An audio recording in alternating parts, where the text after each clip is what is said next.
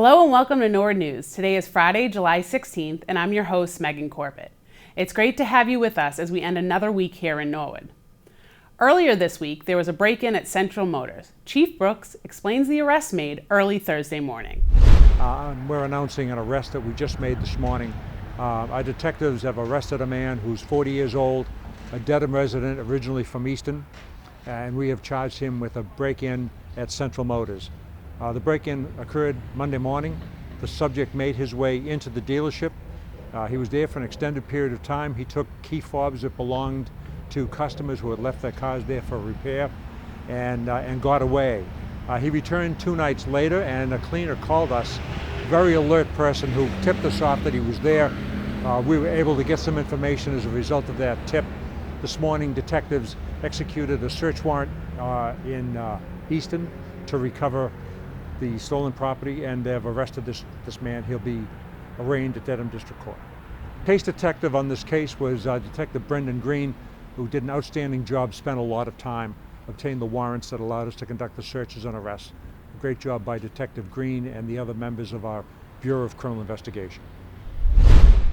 Thank you, Norwood Police. The first step to a career in law enforcement is the entry exam. The chief details the upcoming exam schedule. Hi, this is Chief Bill Brooks of the Norwood Police Department, and I'm here to announce that we have an entrance exam coming up. So if you've ever thought of being a police officer, specifically of joining the Norwood Police Department, this is what you need to do to begin the process. Our exam is going to be on September 25th. We'll be administering it at the high school. We use a company that gives the exam. You can register, it's very easy. Just go to norwoodpolice.com and you're going to see a link right there. You need a credit card to sign up. The fee you pay goes to the company that administers the exam, and that's how you join the department.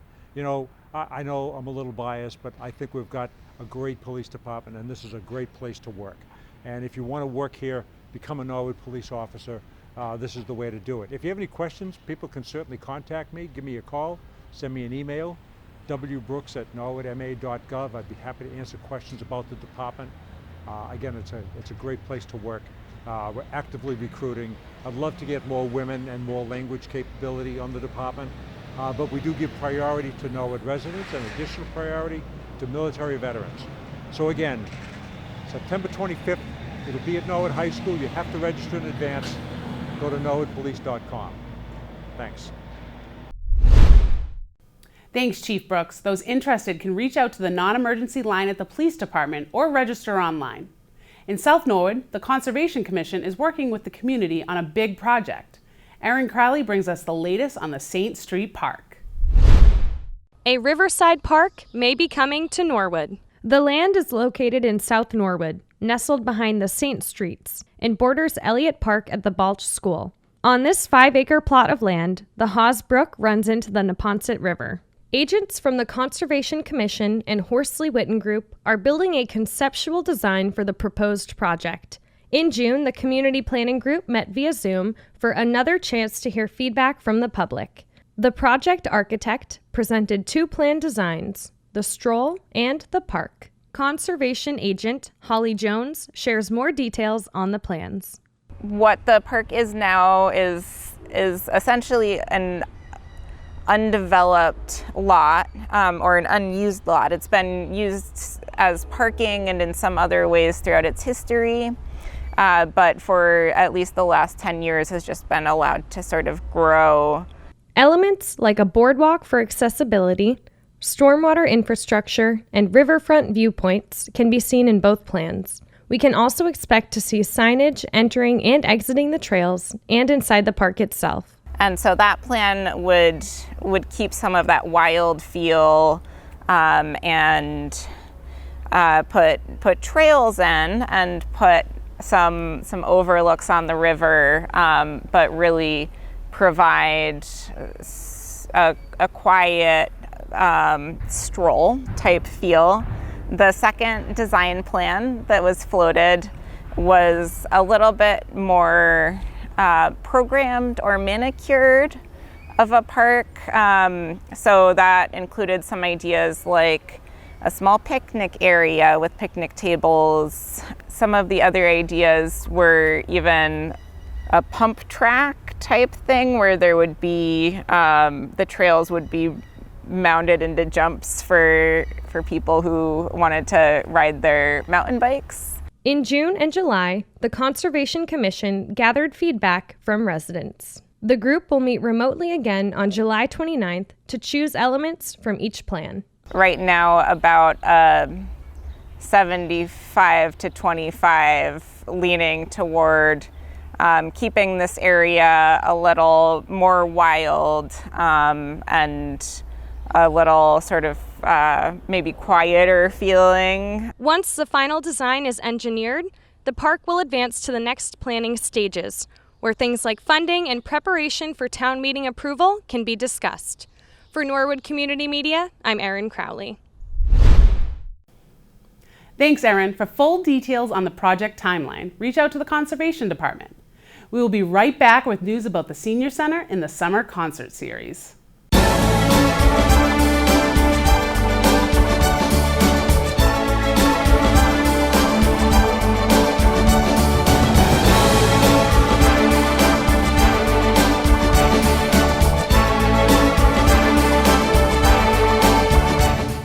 What do social norms mean to you? Social norms are unspoken rules society follows. They can be positive or negative. Impact Norwood wants to change the way youth are perceived when it comes to substance use. We are just trying to have fun and enjoy each other's company. You're not being sketchy or up to no good. 91.4% of youth have never smoked cigarettes. Instead, I spend my time making resin art with my sister. 89.5% of Norwood youth choose to stay healthy by not using marijuana. Instead, I spend my time doing diamond paintings, playing with my little sister, and studying. 85% of Norwood youth chooses to respect their health and drinking laws by not consuming alcohol. Instead, I spend my time reading and talking with friends about TV shows we watch. 78% of Norwood youth makes a healthy decision not to use electronic vapor products. Instead, I spend my time doing Girl Scout projects, earning badges, doing hip-hop dances, and making new friends. I spend my time on my STEM studies. I spend my time watching TV and hanging out with my family. Would you like to help us change negative social norms about youth? We are the norm. We are the norm. We are the norm. We are the norm. We're the norms. We are the norm. We are the norm. Tell us how you spend your time with friends by tagging us on Facebook and Instagram at Impact Norwood. Welcome back. Oakdale Farms is coming to the Senior Center on Monday, July 19th for a special event. Let's go check in with Kerry McCarthy for more. Hi everyone, it's Kerry McCarthy from the Norwood Senior Center, and I'm here today to let you know about a pop-up farmers market we're having here on Monday, July 19th from 10 a.m. to noon. We will be having Oakdale Farms come and set up right here in our parking lot for you guys to come and buy some fresh produce. The farmers market coupons will also be available that day. Outreach coordinator Trish Monahan will be out here in the parking lot to give folks who qualify for the farmers market coupons their coupons to use. It's $25 for the year. And you do have to be a Norwood resident, 60 or older, to receive these farmers market coupons, and there are some eligibility criteria that Trish will go over with you. Also keep in mind that Oakdale Farms does take SNAP benefits, so you are welcome to use your Healthy Initiative points for Oakdale Farms. So we hope to see you here on Monday. Thanks, Kerry. Sounds delicious. Don't forget your reusable bags. Another town classic is the Summer Concert Series. Performances kicked off this week with Summerfest on Wednesday. Rick Barron and the Quavers rocked the Norwood Town Common for the first time since 2019. Summer concerts will be held at the Town Common on Sunday and Wednesday evenings this summer. Now we'll toss it over to Brian Dunn for this week's sports update. Hello and welcome into the sports update for this week. My name is Brian Dunn. Big time League and baseball finished with the Balks earlier this week. After a loss to Hyde Park, Norwood fights to stay alive against Dedham.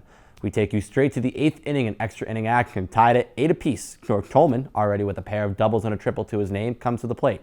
Easy single to reach base. The big bad up next, now Endicott goal. Robbie Wachowski draws the walk to put the runners at first and second. Sam Tomasello gets the bunt signal. Dedham elects to take the guy out at third on a fielder's choice, which sets up Kevin Broderick to be the hero of the night. An RBI signal sends Wachowski home, and Norwood walks it off 9-8 in extras. Further baseball news, the 13 to 15-year-old Summer League teams competed in the state pool play tournament over the past week. The 13s had a solid run with a preliminary round 8-0 win against Weymouth and a quarterfinal loss to Braintree. The 14-year-old teams went into the tournament 3-1 with a knockout round matchup against Medford coming up. And the 15-year-olds have a shot at the finals with a win over Lynn. Norwood will play Braintree with a shot at the final two this week. Plenty of baseball action to cover this summer, so stay tuned to the sports update for all coverage across all the leagues. This is the part where I usually say I'll talk to you next week, but unfortunately, this will be my last sports update as a full-time member of NCM. I'm off to Indianapolis for personal reasons, but I just want to say before I leave for the final time, thank you to everybody. I have many thanks that include the staff, the part-time volunteers, and everybody that may meet, but especially to you guys, the viewers. You guys were the ones that watched me grow when I came in as a young 22-year-old in 2018 and took over this gig, and it's become my baby, and it's something that I really take pride in and enjoyed the past few years, getting to know all the coaches, all the players, all the athletes, and everybody in between. It's something that, again, I truly enjoyed, and I can't thank everybody enough who shared these posts, engaged with me during these weekly sports updates. It's something that I'll always cherish as a memory and that I'll never forget. And again, I thank you all. So for the final time, my name is Brian Dunn. Thank you. Thanks, Brian. The planning board met remotely on Monday night. Town planner Paul Helkiotis is working with a civil engineering firm on plans to rebuild Norwood Hospital. NCM will follow the progress of Norwood Hospital and will continue to provide updates. The planning board continued discussion with 4 public hearings. Members voted to continue the hearing for 7 to 9 Cottage Street. A second property has been added to the project, and a new application with updated plans are required to proceed. The second continued hearing was for Clay Subaru on Route 1. After a site walk, an agreement was reached on the landscaping. Those plans will be presented at the next meeting.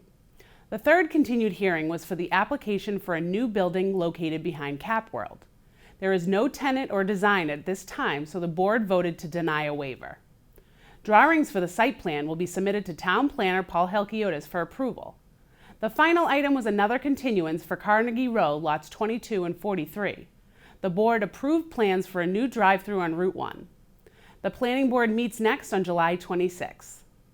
Wednesday evening, the community preservation met in a virtual format. Along with the approval of minutes, the committee began discussion of the job description for the community preservation coordinator position. The meeting ended with a review of the needs assessment and general discussion on how they would like to conduct meetings going forward. The board ultimately decided to stick with the go-to meeting format and the 5:30 p.m. start time. The CPC will meet again in August. The Trails Committee met Tuesday night at the Senior Center. Members briefly discussed an update on the St. Street Park. Other future projects include upcoming trails maintenance and plans for Norwood Day. The committee meets next on August 10th. The Board of Selectmen met briefly Thursday afternoon to close out some year-end business. They will meet again on Tuesday. For complete government coverage, tune into the NCM Government channel or watch on demand at norwoodcommunitymedia.org. Stay tuned after this break for more town news.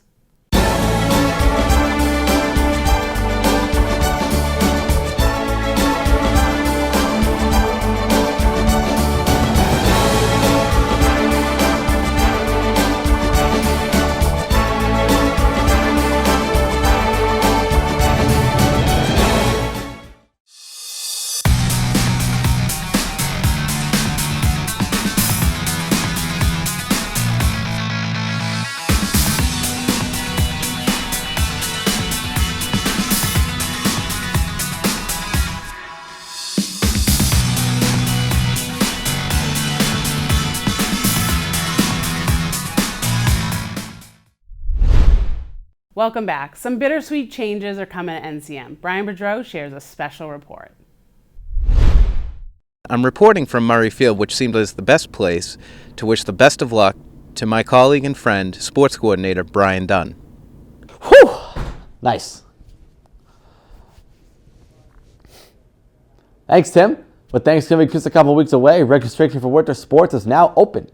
An informational meeting was held on Thursday, November 8th, to go over details for the upcoming seasons. Dunny started in the fall of 2018 at NCM as staff producer, but quickly showed his potential in the sports world with his sports broadcasts each week on Norwood News. Anyone who has had the opportunity to work with Dunny over the past 3 years can only think of one word: professionalism. Brian Dunn hit the ground running his first day here covering sports. But what I think I'm always going to remember is how he managed the sports programming during the COVID crisis. Sports came to a complete halt. And we're always going to remember that, and we realized what we were missing. But when sports resumed, we were kind of on a limited basis where we could not do everything that we wanted to do. And the public couldn't come, the parents couldn't come, grandparents, siblings. So through Brian Dunn's guidance, we were able to step up and return sports programming for the community. And even better, what I'm always going to remember is Brian Dunn expanded our coverage to the Tri-Valley League and the opponents' teams, where we constantly got positive feedback about our coverage because these parents could not watch their children play. So in my mind, Brian Dunn made a lasting impression by covering sports during the COVID era, and that is always going to be remembered. And those files, those games, those great exciting wins are always going to be available for those athletes to watch when they get older. And that's a recap for this week, but let me take this time to remind you, if not inform you, that we at NCM know the struggle parents and families are facing with not being allowed to attend games. However, NCM is proud to keep you covered all winter long with live sports coverage of every game, including JV and freshman basketball games. Our wonderful commentary team and NCM camera crews will be there to make sure you don't miss a second of the action.